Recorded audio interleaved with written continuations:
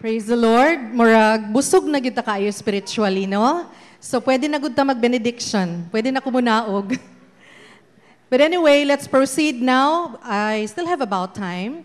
A few minutes to deliver the word of the Lord. And I had a privilege of standing before you again because I believe the Lord has something for all of us.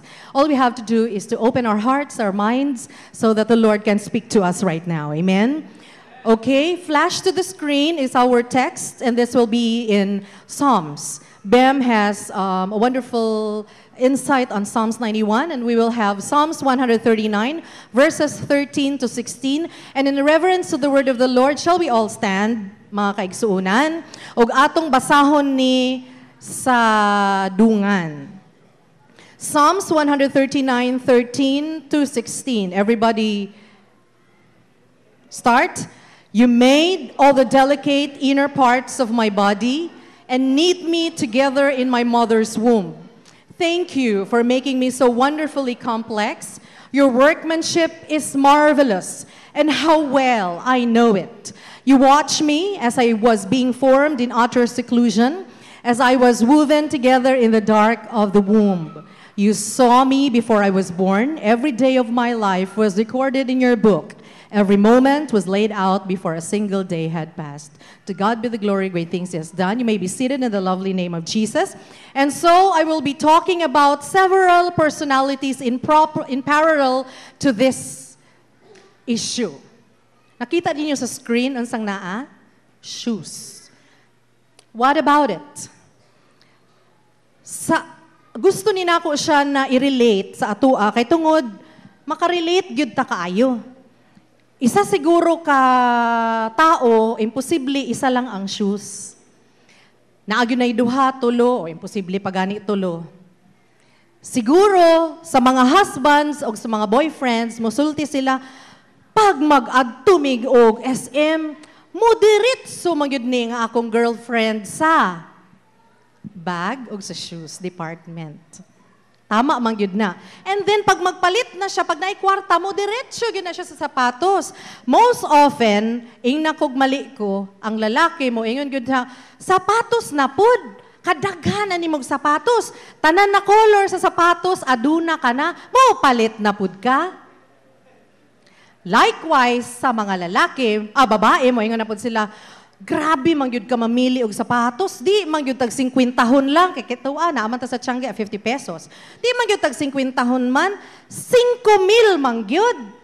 So dako kayong issue sa ato ang shoes. So, what kind of shoes are you? Okay, just proceed. Asa din ha ang mga brands na inyong mga gusto?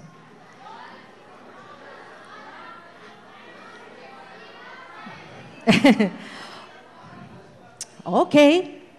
We all have many kinds of shoes.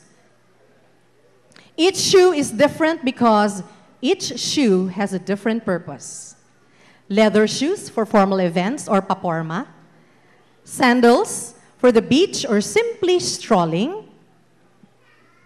Casual rubber shoes for running or gym purposes. And mountain climbing shoes for, well, mountain climbing. Ang imuhang leather shoes, di na siya pwede i-mountain climbing. Ang imuhang high heels, di na siya pwede i-gym. No? Ang imuha pong pang-gym, di po na siya pwede iporma nimo sa imong gowns. Imuhang sandals, nga pang-walking lang, di po na siya pwede nimo ipares sa imuhang miniskirt. Oy, bawal ang miniskirt. Palda. Muna akong buot pasabot. In the same way, that there are different kinds of shoes to be used for a specific purpose. God created you with a different personality to fulfill a different purpose. Now, what are you? Are you a pair of shiny leather shoes? Or to the ladies, high-heeled red shoes? Which fashion says, a lady must have at least one pair of red high-heeled shoes? Ako wala. Or a pair of rugged shoes for the gym? Or Nike shoes for running, walking, or mauling? Or perhaps a pair of simple sandals para pang dawn watch, cottage prayer, Bible studies ba kaya, or walking lang? As we go along, you will realize what kind of shoes are you in parallel to our different types of personalities. So, what does Psalms 139 verse 14 says? King James Version na ni siya. Kaganina, New Living Translation. But I will focus on verse 14. Unsay gisulti? I will praise thee, for I am fearfully and wonderfully made. Marvelous are thy works, and that my soul knoweth right well. Unsay buot pasabot ni nako ani. God, walay laing God, our living God, designed every part of us. Okay? Our intellect, our imagination, atong emotion, atong passion, atong talent, even our personality. So that you can do your sacred mission in life. Your design purpose. Unsa ang mission nato? Unsa ang purpose sa atong kinabuhi? Now, just an overview, paspason lang nako. There are two parts. Everybody knows this already. What are the two parts of your personality? It's the given or genetic. Kanang, nana, it's written in your DNA ba? Or number two, the grown or acquired. So, ang given personality, unsay buot pasabot ani, nasa atong DNA, nasa imuha ba? If you notice, mga babies, different yun from each other. Naiuban na bata na ibutang nimo sa kilid, mura siyag trumpo ba? Maski unsaon nimo siya balik diha, mura siya trumpo. Mura siya gibutangan bitog battery ni Energizer nga walay undang. Di ba? Magproblema ta. Unsa man ni akong bata, uy hyper kaayo, sobra. Pero napoy isa ka bata nga pagbutang nimo sa isa ka daplin, after 2 hours naglaroy-laroy na ka, nagyapon siya sa daplin. You know? That's what you call, it's in his DNA ba? Nalain-lain gyud ang bata. Dili pwede na parehas. Diba? Pero maski pag mura siyag trumpo, maski pag naalang siya sa daplin, magproblema gyapon ka. Ayaw pud, oy nagsige na lang kag problema, ay nagsige ka worry ana gyud na. Lahi gyud ang imong bata, lahi pud akong bata. Okay? So, kung ay ang ikaduha, okay, let me just say kung naa dinhi sa atoa, okay. The given or genetic is mga babies na murag-run for president ba nga, tuyok diri, tuyok dito, hello te, hello, hi, ana bitaw, murag-run for president. Kanang ibuto ko ninyo, murag ang ana ba? O dili pud kaya, ang isa ka bata nga naalang sa daplin, hello, tanaw lang sa imo ha, siguro tanaw niya, tao ba kani or alien? Ana ba no? The grown personality, unsay buot pasabot ani or acquired, it's the influence personality.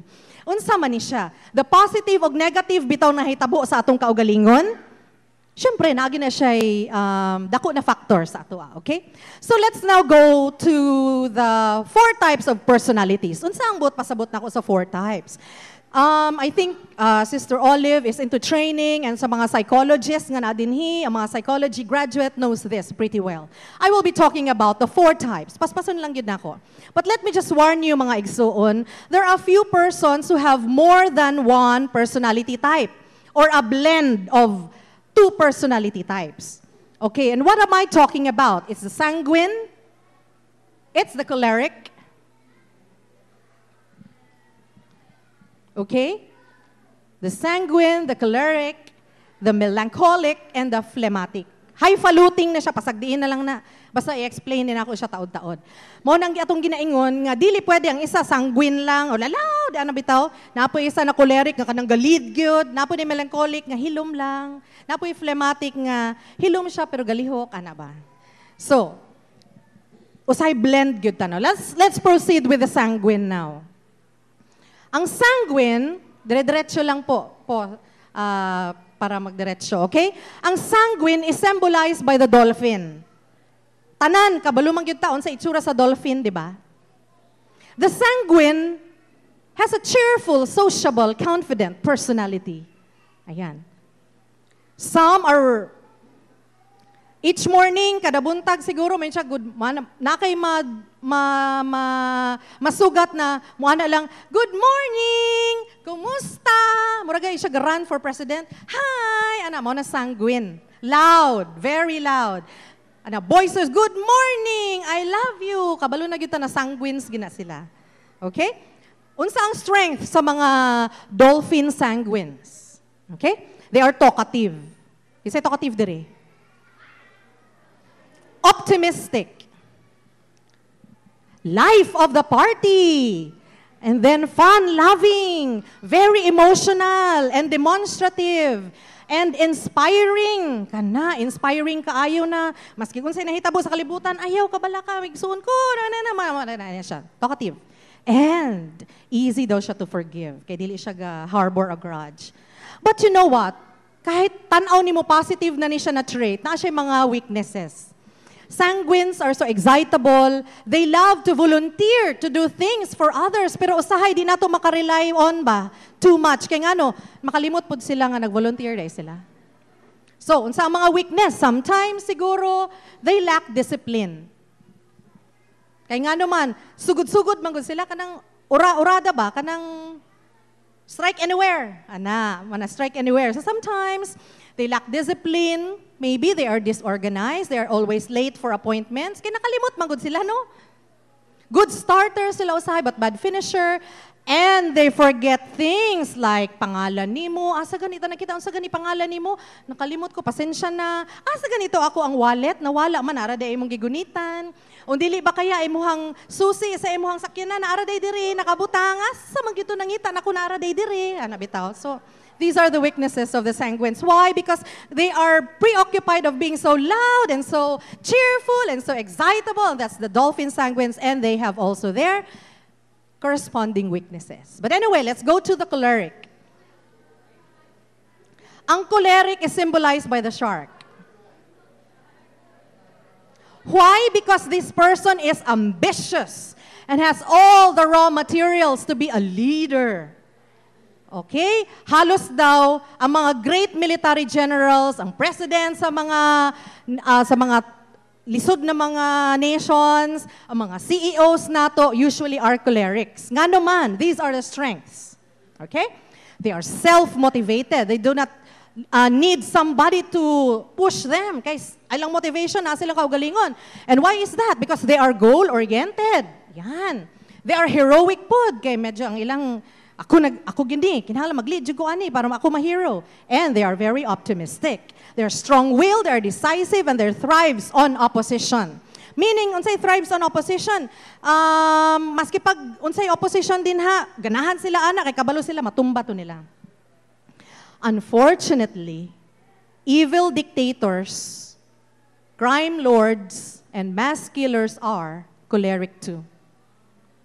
Adolf Hitler, who killed 6 million Jews, was choleric. Si Joseph Stalin, wa mo kailaan ni siguro, pero leader siya sa Soviet Union, who probably killed 20 million. All were choleric. So, unsang weaknesses sa mga choleric, mga igsuon ko, tanawa din ha, kung naapod ba mo diha. Temper. Siyempre, leader, ayaw ko basta-basta higstulti iha, kay ako ang leader. Oh, weakness po niya. Arrogant siya and rude sometimes, kay tungod tanaw magud niya sayang kaugalingon. I'm the leader. I am the one na mag-decide ana. Argumentative po siya, ganan siya ka-argument. Kaya siyempre gusto niya mahuman gud siya nga siya ang winner. Sometimes stubborn kay ngano, they want to get what they want. Nabasa ba ninyo? And also sometimes hypocrites, kay ito na weakness ni siya ha. Wala ko nagaingon na embodied yun sa imuha. But these are weaknesses of being a choleric. Now, ang picture kaganina sa shark, kabalo na gyud tangad gikan to sa Disney movie na Nemo. Ang pangalan niya Bruce the shark. Pero kato nga shark, vegetarian to siya. Sabot pasabot. Ang shark dili to siya mukaon og isda. Mo to si Nemo og iyang friend. Kinsa pangalan siyang friend? Dory. Si Dory, wala siya gikaon sa shark, vegetarian. Okay? So, unsay bot pasabot ana. I have seen this happen where God transforms a choleric into a compassionate and humble leaders. It's really possible. Now, let's go to number 3. Let's make it real quick. Melancholic. Unsa maning melancholic, lovely? This is symbolized by the oyster. Okay? Compared to the sanguine, nga loud, o choleric, na rude, and leader, kani introvert, they have a beautiful and precious pearl inside. Mayon ka na, hilumon gina siya, pero kuyaw na siya sa ilalom. O, di ba? Great artists and sculptors and painters are usually melancholic. So, si Jezreel, si Pastor Conky siguro, hilumon lang ni sila, pero naagi ni pearl inside. Imagine ang atong stage is run by Pastor Conky and all the others, sa mga artists. Ano bito? Hilum lang ni sila, pero kuyaw. Ana. So, ang mga accountants, kasi mga accountants din mga engineers. Ana, akong bana, engineer. Appeal good na din ha, I'm sure. So, unsa ang strength sa melancholic? Dire-diretso lang palihog. Deep thinker, good planner, hardworking, artistic na mo si Pastor Conky pod, sensitive po siya to others, kay ngano, deep thinker man siya. Okay? Loyal, consistent sa iyang mga ginihimo, but problema lang na siya high standards. Okay? But because they are inward looking, they tend to worry over petty things. Kay tungod, sige magod sila guna-huna, pati ang mga gagmay, ilang mapansin. Okay? So let's go to the weaknesses. Pessimist daw siya, o usay suspicious. Kay sige maguguna-huna, daghan na hinog na huna-hunaan. Di naman unta to ni mo huna-hunaon, baka nung huna-hunaon pa magyud mo kapil. Ana ba? So sometimes they are perfectionist. Kay tungod, murag, mali ni akong gihimo da. Perfectionist. Kani, tanaw ni mo murag pangit-pangit ni siya, kwaon na to gamay dahon, butangan na to gamay color, ana. So gamay perfectionist daw sila. And sometimes they prone to criticize others. Kay tungod high standards manggod. Dapat manggod ang siguro yang himuon ing ani no kay murag pangit ana. Tends to hold grudges kay ngano wala siya ma-sharean. Kay tungod hilom. Sometimes daw they lack courage because of fear of shame. On the other hand, hilom siya, na siya pearl inside, pero murag ulaw man, di na lang ko gusto mo sa tagana kapag na nagkasala, ma-confront. Ayan. Because of fear of shame. Okay? Let's proceed to number 4. What's the next? Phlegmatic. Phlegmatic is symbolized by the turtle. Ayaw mo, pag huna-huna po, turtle. Lain gining turtle. Ayaw po. Because he is the relaxed person, but with a big heart. Okay, see? He'd rather avoid conflicts if at all possible. Wala na daghang istorya para wala na daghang conflict. Ana ba? And these are all, parang ganahan ta. Kay, kaniwa, ginilibog ning tawhanan ni. Tagaan ni mo siya, puro ni yes, ana, sige, kay para walay samok. Nahala, sige, ana. Layo ra gyud kaayo as devil advocate di gyud. Sige, way problema. Puro walay problema ang sulti kay. Sige lagi ana. They are self-content daw however, weakness a strength na niya ha. Low key lang sila. Calm and cool.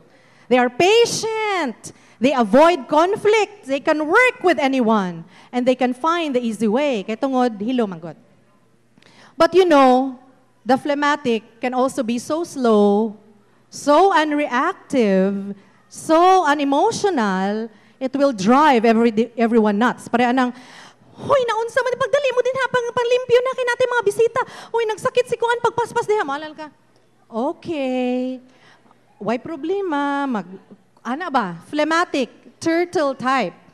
They might, ano sa yung mga weaknesses, palihog lang ko paspas, shy daw sila. Okay? Unemotional and unresponsive. Siguro responsive, pero as you view yourself, definitely si Grace, sige ni phlegmatic. Murag ako pod. But anyway, emotional and responsive. Unresponsive, indecisive, usay di mo decide. Siya, ikaw na bahala, ana. Ikaw na bahala, decide. Okay na nasa ako. Puro yes. Easily abused sometimes and manipulated by others. Kaya nga di magud sila mo storya. Ana bitaw. So, sometimes ang uban mo, sulti na passive, they lack ambition. Kaya tungod, sa maning tawanan mo, may ambition. Ano ba? Inala des, daplin. Sometimes daw, ang weaknesses daw yung ani na personality, lazy po daw sila. But You know, some people think, sumaingon ta na for the 4 types nga atong nakita, sanguine, choleric, melancholic, and phlegmatic, nagyud gi-prefer ang Ginoo nga personality ba? Gusto gyud siguro sa Ginoo sanguine kay loud na nang musulti gyud, emotional kaayo. Good morning, I love you kaayo, ana. Siguro gusto sa Ginoo kanang hilom lang, kanang mga melancholic lang pero kuyaw inside mga mahawd kayo are very artistic. O siguro ang those who are always cheerful, always smiling, always friendly, maybe God prefer a specific type of personality. But you know what? God doesn't prefer a specific type of personality. You know, there was one woman named Sally, ingon siya, unsa may problema sa ako, love? Uy, quiet, gyud ko kaayo ba? Gusto man ko magsaba-saba, pero di man gyud ko makasaba-saba. I'm quiet, I'm reserved. But you know what? Compared to friends, yes, she is very reserved. And tanaw ni mo, murag dal man siguro ni siya, kay mahilom man. But you know what? She's a certified public accountant. You know, and God loves her personality. So can you now relate to these personality types? Okay, shall we go on? There's one situation. Okay, one click, there was one couple. Listen to this, pay attention to this. Kay ato nang gibahin ang mga personality. Okay.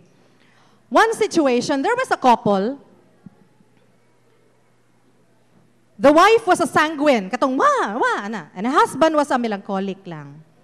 The wife said, when I met my husband, I was attracted to his stability, kay hilom good. I'd be very noisy and he would be very quiet. I'd be very excitable and he'd be very calm. He was so calm when I was with him. Igon ang wife. I felt I was leaning on a brick wall. Ako nabitaw mo, nakasandal talaga ako sa pader. But after 9 years of marriage, he is so quiet pa rin. Whenever I talk to him, I feel I'm just talking to a brick wall. Mura lang po ko istorya sa pader. Kudaw mo, the husband, on the other hand, said the same thing. He said, when I met my wife, she was so much fun. Kay yung wife, sanguine good, melancholic man siya. She brought music and laughter to my life. She talked a lot and I like that. Kay para di na ko magsigig istorya. I didn't have time to talk too much. But when we got married, I realized she was like a radio that didn't have a switch. I couldn't turn the radio off. I couldn't remove the battery because it was motion-powered, and worse, she'd use her talkativeness to nag me. You know, there are strengths and weaknesses. But how do we apply this, brethren? How do we apply this? Learning all of these things. Hapit na ko na human. Exodus 9:16, it says, but for this very purpose have I let you live, that I may show you my power and that my name may be declared throughout all the earth. 2 things to do with our personality. First, use your uniqueness. Use your uniqueness. Remember, the most painful thing that we can do in our life is to what? Pretend who we are not. I-pretend nimo kung unsa ka para lang maka-please sa uban. That's the most painful thing to do. What happened sa mga Pharisee, mga Pariseo ba sa una? Religious people who mistakenly think that to follow Jesus, you have to bury your personality. That's not true. You have to die to your sin, yes. You have to die to your selfishness, yes, but not to your personality. You have to follow Jesus as you.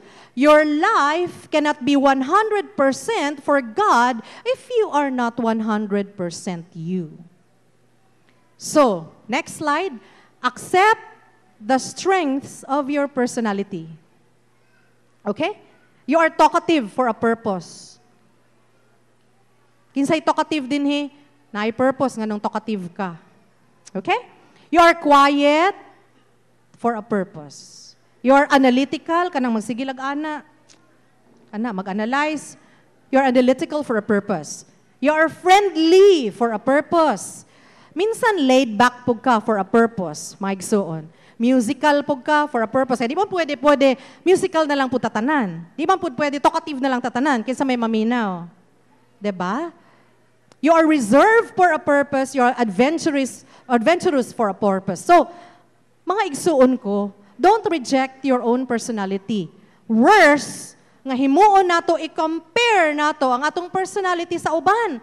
E kung may tagpareha ko kay Bembem, uy, kay kanang very pretty, tapos sociable, ana, mag-medical mission po dunta ko ba? Ana, bitaw, sana pareha pud ko kay Shane Ann, maayo kay mag-volleyball, basus, maski unsay gihim, bati na ako, maayo gid siya kay mag-volleyball. Meaning, ang strength niya, gikan sa imong kasing-kasing.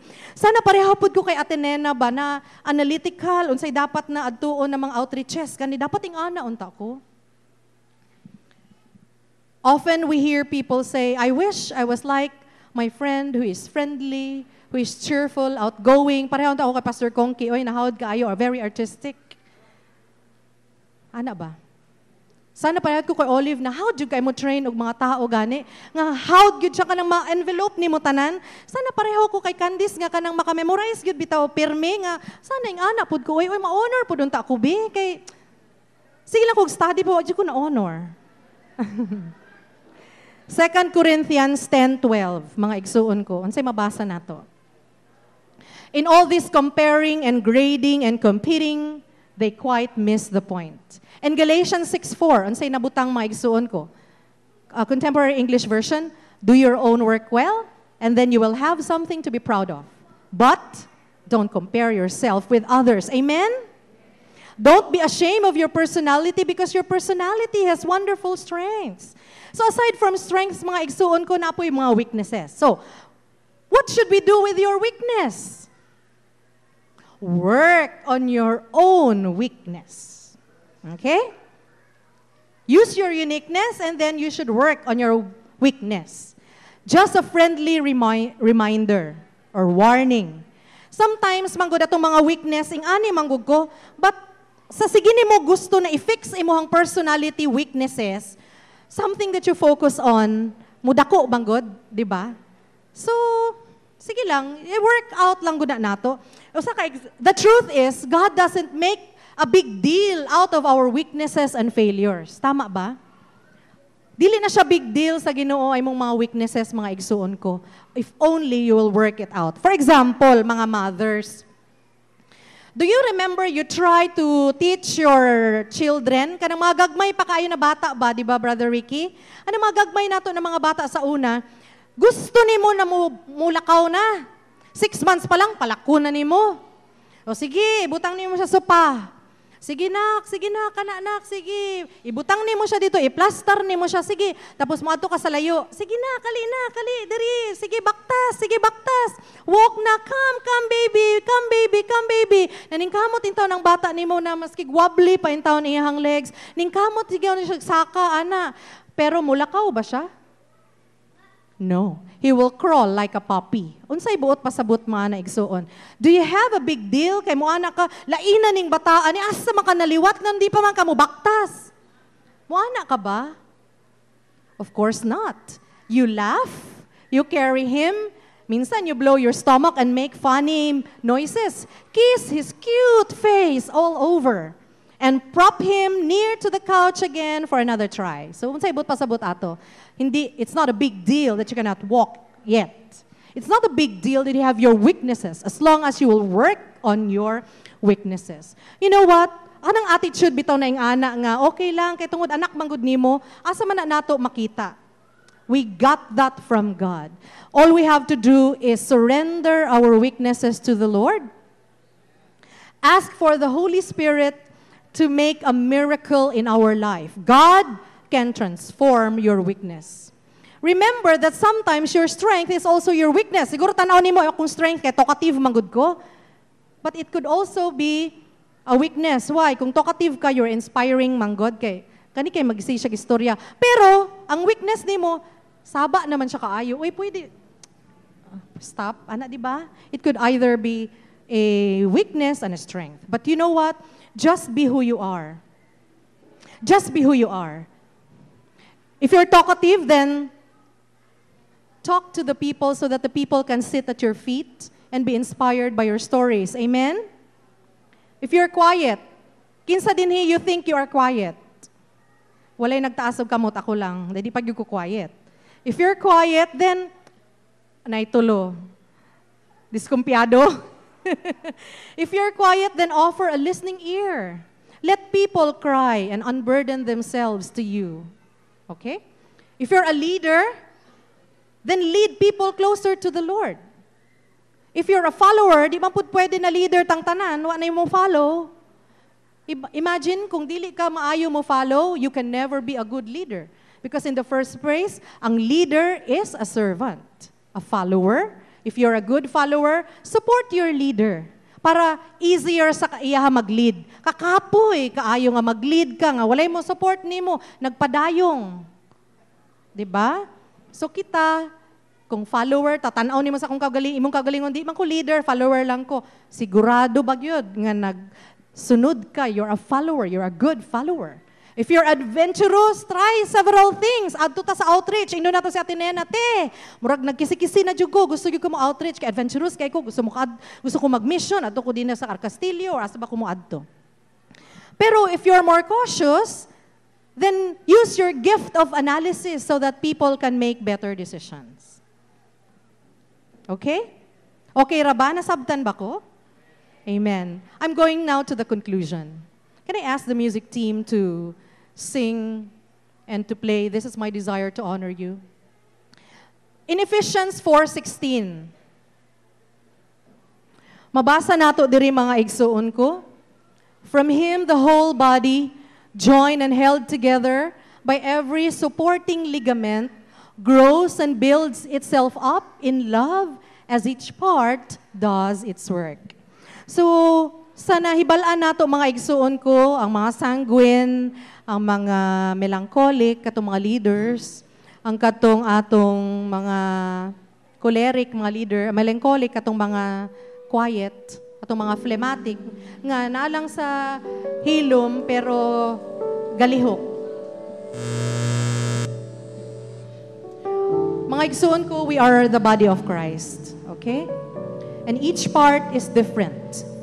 And if we are to put these points together, the mouths of Christ are the dolphin sanguines, loudly speaking God's love to the world. Correct? The feet of Christ are the shark cholerics because they lead us passionately towards God's direction. Tama? The mind of Christ are the oyster melancholics, to think God's thoughts and to think of anything that will fuel the kingdom of God. And the hands, tanaw nimo turtle lang sila, phlegmatic sila, but they are working quietly. God's ministry in the world. So, just as the specific shoe is designed for a specific purpose, God made you for a purpose.